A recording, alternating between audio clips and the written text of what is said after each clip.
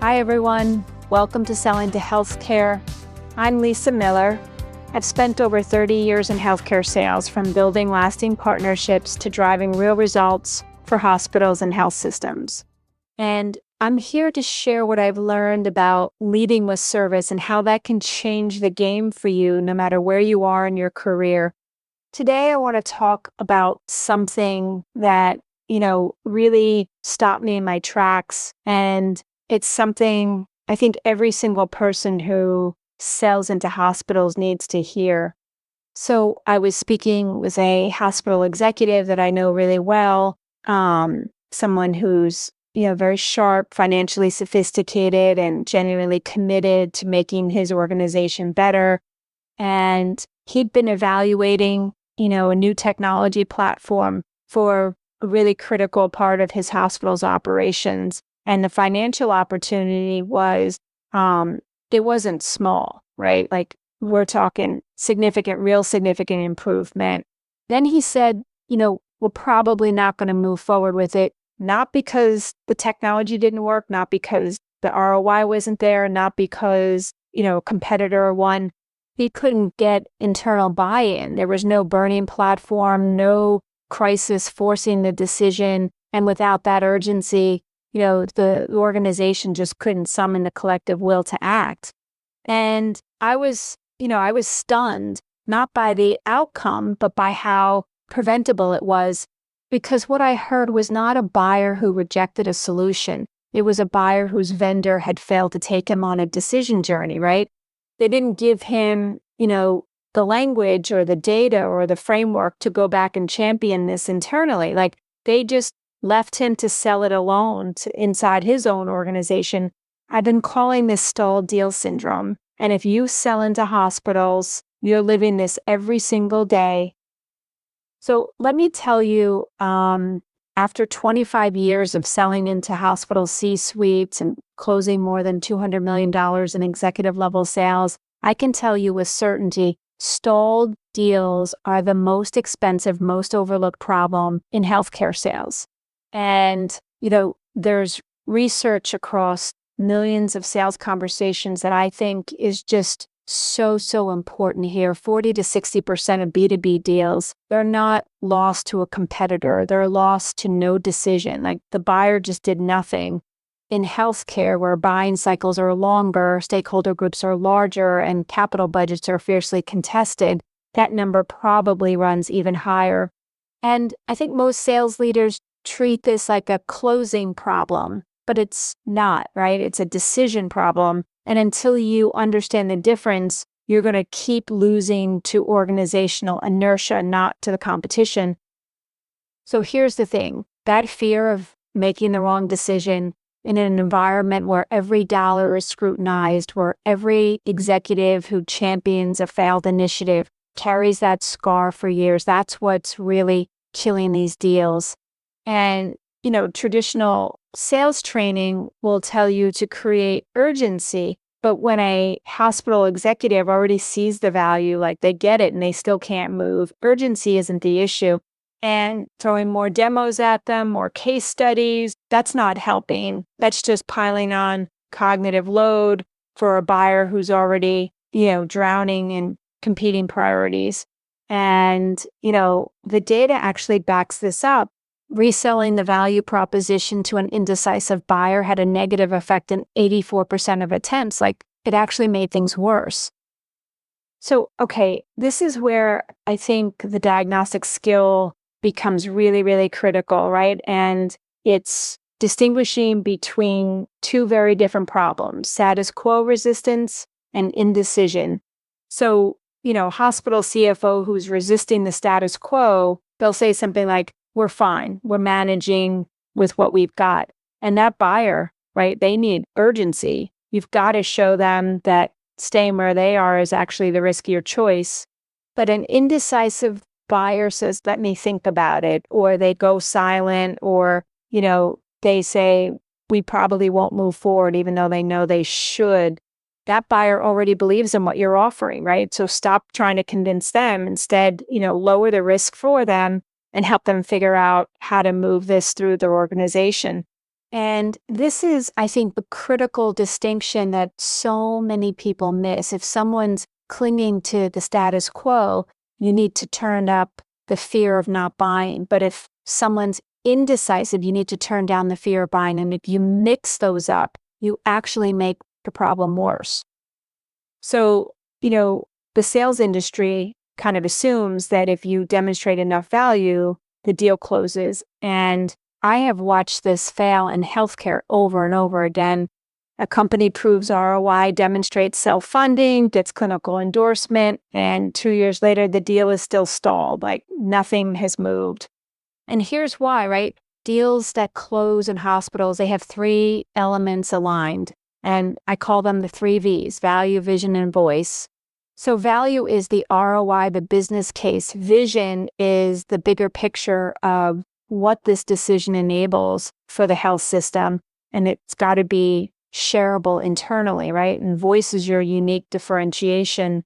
And I think this is, so important to understand. Complex hospital sales, they're combination locks, not keyholes.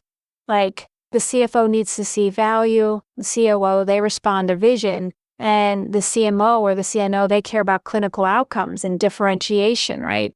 And if you miss the right V for the right person, the deal stalls. Not because they rejected you, but because nobody could build enough internal momentum.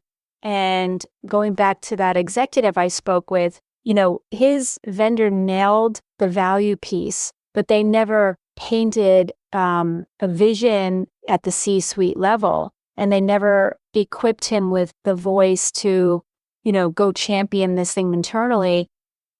So I want to walk you through something I've been thinking about a lot, and it's what I call the pipeline map, because your pipeline is not a single funnel, right? It's 3 distinct zones, and each one requires entirely different skills. So the first zone is what I call the break-in zone, and this is where most of the investment lives, right? Getting access, landing the meeting, securing the pitch, BDRs, marketing campaigns, conferences. The entire industry is kind of built around this. And look, it's important work, but it's only the beginning. The second zone is what I call the executive yes, right? That's the signed contract, the purchase order, and some attention is paid here. Closing skills, negotiation tactics, contract management. But the middle, and this is what I call the decision zone, that's where the most revenue gets trapped. You've broken in, the meeting happened, the proposal was sent, and now, the deal enters the hospital's internal decision process. And this is where, everything goes sideways, right? Competing capital requests show up, naysayers come out of the woodwork, IT has 1,000 security questions, budgets get reshuffled. And then there's the telephone game where your value proposition just gets weaker every time it changes hands. Your champion tries to carry your message to people you'll never meet, and it gets weaker every time it changes hands. And most teams treat this as the dead zone, right? Like the place where you just wait and follow up. And I think that's the fundamental mistake. I mean, the vast majority of sales resources, training, education, it all lives in the break-in zone. Some attention is paid to the executive, yes, but almost nobody, addresses the decision zone. And that's where the most money is sitting, the most pain is concentrated, and the most strategic work needs to happen. So this brings me to something I feel really, really strongly about. And it's this idea that the fortune is in the follow-up, right? The entire sales industry says this, like send an article, send a gift, check in, add value, show them you're thinking of them. And the idea is, if you just keep at it long enough, the deal will close. But here's what I've learned after decades of selling into hospitals. Almost all of that advice comes down to value-led follow-up.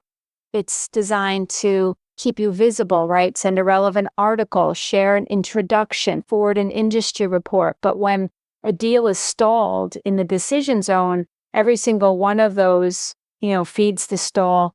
And why? Because value-led follow-up doesn't address the actual reason the deal is stuck, right? The buyer isn't stalled because they need more evidence that you're smart. They're stalled because there are like 3 people inside their organization who haven't been aligned, or because nobody translated your value proposition into language the CFO can act on, or because there's a naysayer in IT who was never addressed, or because your champion just doesn't have the tools to make the internal case. So the buyer receives your case study, your article, your nice, thoughtful email, and they appreciate it, sure, but the deal doesn't move because none of that content addressed the internal obstacle that's actually holding them up. So what actually moves deals is what I call decision-led follow-up, and that's follow-up that's built around advancing the buyer's internal process, finding the next barrier between where they are right now and a yes or no, and helping them get past it. And that means your follow-up looks radically different depending on what's actually stalling the deal, right? So if the deal stalled because you sold too low and there's no executive sponsor, your next step isn't an article, right? It's a strategy to re-engage at the C-suite level.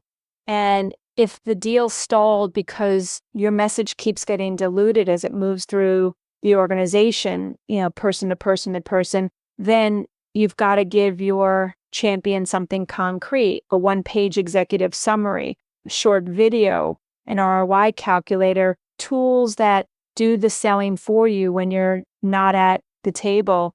If the deal stalled because a naysayer in IT raised concerns that were never addressed, your next step is a comprehensive security document delivered before it's even requested.